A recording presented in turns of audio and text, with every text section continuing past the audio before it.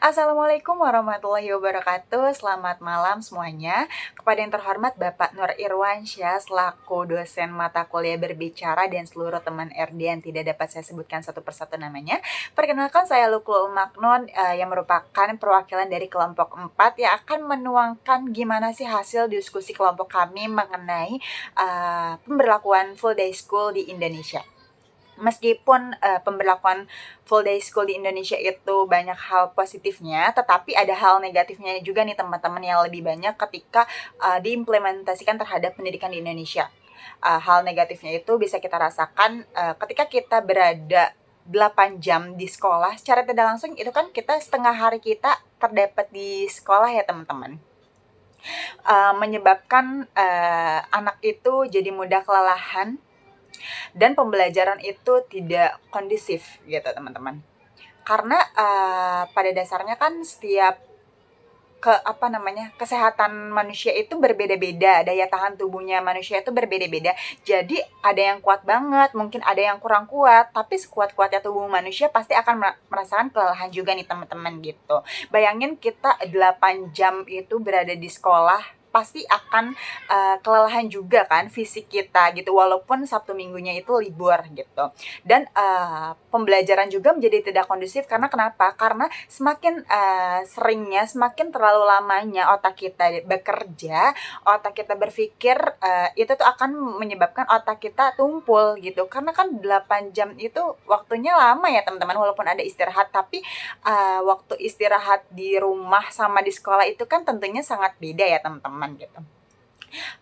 Dan jadi turunnya juga motivasi dalam pembelajaran. Anak juga jadi kurang mengeksplor dirinya nih tentang kemampuan atau potensi yang dimiliki oleh setiap individu. Karena pada dasarnya setiap individu itu memiliki kemampuan yang harus diasah ya teman-teman gitu. Jadi kalau misalnya 8 jam di sekolah, kita tuh tidak ada waktu nih teman-teman. Mungkin ada waktu sih dalam untuk mengeksplor kemampuan kita, tapi kan lebih sedikit dan mungkin kita pulang sekolah tuh langsung istirahat, langsung mandi, kayak gitu. Pasti juga maunya langsung tidur kan gitu teman-teman.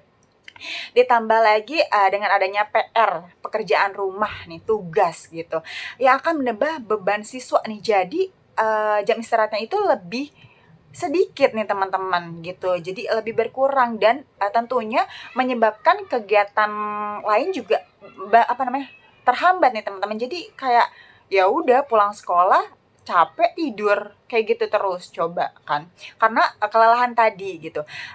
Dan juga adanya kekhawatiran akan kelelahan fisik dan mental siswa nih teman-teman. Tentunya dengan kita full day school terus terdapat tugas juga, pulangnya itu jadi stres sih.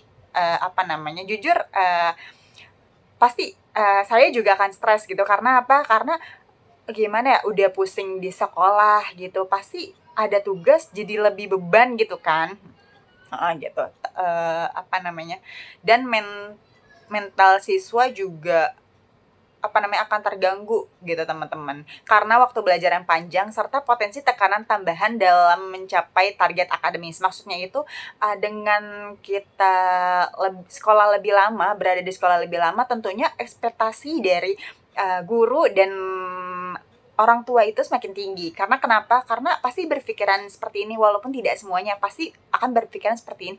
Oh iya, anak saya udah sampai 8 jam loh di sekolah, pasti pinter banget nih. Padahal kan balik lagi ya, kemampuan setiap individu itu berbeda-beda. Ada yang cepat tanggap, ada yang tidak cepat tanggap gitu teman-teman. Jadi dengan kita 8 jam berada di sekolah bukan berarti semua siswa itu akan menjadi pintar gitu. Tapi maksudnya nggak semuanya ya teman-teman gitu. Jadi menurut kelompok kami itu lebih banyak hal negatifnya sih teman-teman gitu.